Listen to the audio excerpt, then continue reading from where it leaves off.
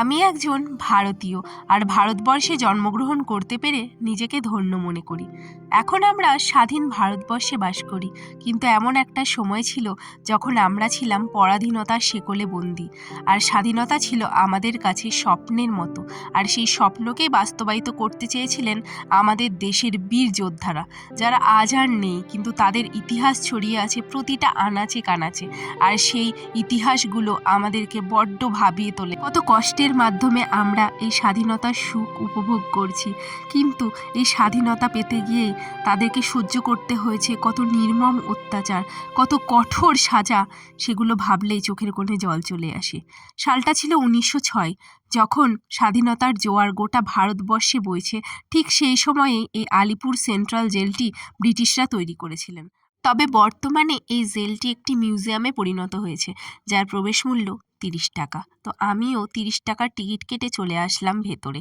আর ভেতরে আসার পরপরই আমার অন্য ধরনের একটা ফিলিংস কাজ করছিল। ভেতর দিকে একটা সাউন্ড আসছে, যেটা শোনার পর নিজেকে কন্ট্রোল করতে পারছি না, মনে হচ্ছে ছুটে চলে যায় ভেতর দিকে। সেই দেশাত্মবোধক গান, যে গানটার সঙ্গে আমরা সবাই পরিচিত। তো সত্যি এই গানটা আমাকে ভীষণভাবে টানছে। চলো ভেতরে গিয়ে দেখা যাক।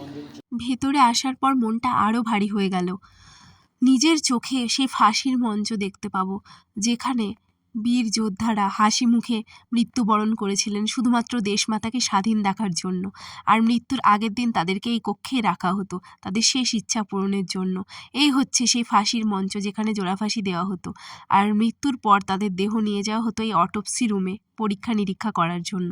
যদি তাদের মধ্যে কেউ জীবিত থাকতো, তাহলে তাদের হাতের শিরা কেটে দেওয়া হতো, আর সেই রক্ত এই নালীর মধ্যে দিয়ে চলে যেত। কি মর্মান্তিক, তাই না? কিন্তু এখানেই শেষ নয়।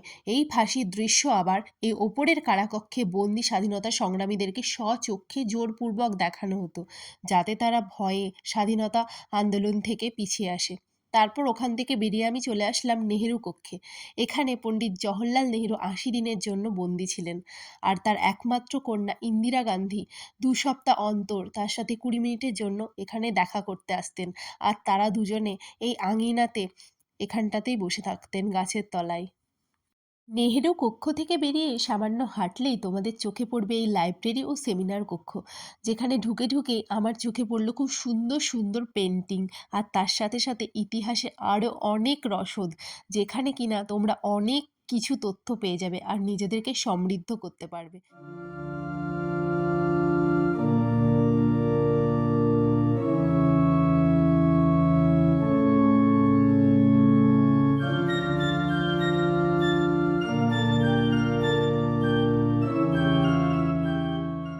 অনেকের মনেই নিশ্চয়ই এই কোশ্চেন আসছে যে আলিপুর জেল মিউজিয়ামে ভিনটেজ কার কোথায় থেকে আসলো।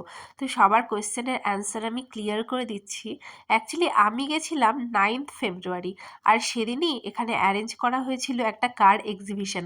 বাট এই কার এক্সিবিশন এখনকার কারগুলোকে নিয়ে নয়, এটা হচ্ছে ভিনটেজ কার এক্সিবিশন। আর সেই সূত্রেই এত সুন্দর সুন্দর কারগুলো দেখার সুযোগ আমার হয়ে উঠেছিল। আর এই যে ওপেন গ্রাউন্ডটা আছে, এখানে প্রত্যেকটা ভিনটেজ কারকে পরপর সারিবদ্ধ করে দাঁড় করানো হয়েছিল। আর দেখতে এতটা ক্লাসি লাগছে, এতটা রয়্যাল প্রত্যেকটা কারই, কোনটা ছেড়ে কোনটা দেখবো আমি বুঝে পাচ্ছিলাম না। আর এত সুন্দর কারে বসার সুযোগ কি মিস করা যায়? তাই আমি বসেও পড়েছিলাম। কিন্তু এক জায়গায় সীমাবদ্ধ থেকে তো আর অজানাকে জানা যায় না, তার জন্য আমি আবার বেরিয়ে পড়লাম অজানাকে জানার উদ্দেশ্যে। আর চলে আসলাম ঐতিহাসিক কারাকক্ষে। আর এই কারাকক্ষগুলো ঠিক আগের মতোই আছে, এখানে কোনো সংস্কার করা হয়নি, যাতে মানুষ বুঝতে পারে যে তৎকালীন সময়ে ব্রিটিশ শাসন ব্যবস্থা কেমন ছিল।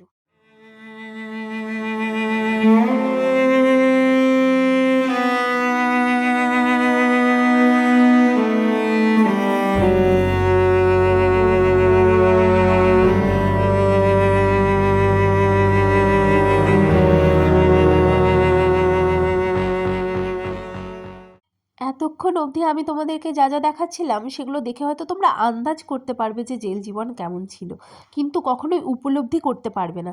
কিন্তু এখন যে কক্ষে আমি ঢুকলাম, এটা দেখার পরে তোমরা সত্যি নিজে একজন ভারতবাসী হিসাবে উপলব্ধি করতে পারবে, স্বচক্ষে বুঝতে পারবে যে কারাগারের বন্দিদশা আসলে কেমন। আর এখানে ঢোকার পরপরই আমার গাটা ছমছম করে উঠেছে, রীতিমতো ভয় লাগছে আমার। মনে হচ্ছে প্রত্যেকটা জিনিস জীবন্ত। তোমরা দেখো প্রত্যেকটা মানুষ জীবন্ত, আর তার সাথে সাথে সুন্দরভাবে অডিও ক্লিপ যোগ করা হয়েছে, যেগুলো ব্যাপারটাকে আরও বেশি রিয়ালিস্টিক করে তুলেছে। তো এখানে প্রত্যেকটা মানুষ তাদের নিজেদের মতো জীবনটাকে কাটাচ্ছেন। কেউ হয়তো ভাবছেন আমি কি আদেও বাড়ি ফিরবো, আমার এই বন্দিদশা কবে কাটবে।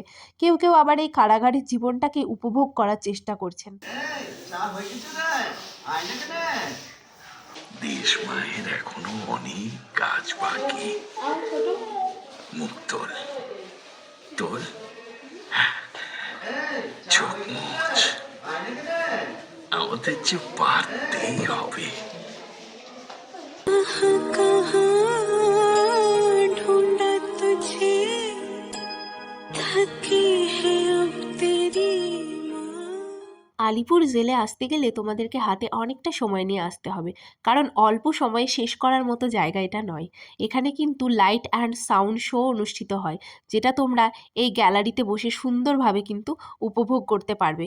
আর তার সাথে সাথে এখানে আছে ফুড জোন, যেখান থেকে তোমরা তোমাদের খাওয়া দাওয়া সেরে নিতে পারবে। আলিপুর জেল মিউজিয়ামে ঢুকতে ঢুকতেও কিন্তু একটা কফি হাউস আছে, সেখান থেকেও তোমরা খাওয়া দাওয়া করে নিতে পারো। তো এখন আমি এই মুহূর্তে দাঁড়িয়ে আছি হাসপাতাল বিল্ডিংয়ে, যেটা বর্তমানে প্রদর্শনী কক্ষ হিসেবে পরিচিত, কিন্তু তৎকালীন সময়ে এখানেই স্বাধীনতা সংগ্রামীদের চিকিৎসা করা হতো, আর এটা হাসপাতাল বিল্ডিং নামে পরিচিত ছিল।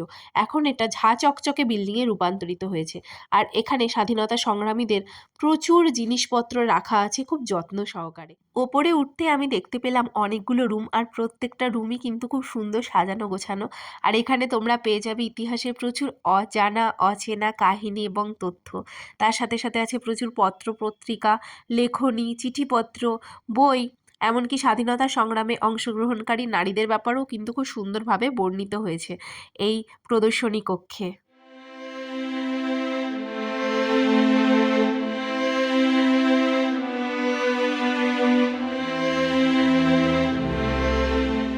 আলিপুর জেলের খুব গুরুত্বপূর্ণ একটা অংশ আমি মিস করে গেছি, সেটা হচ্ছে ওয়াচ টাওয়ার।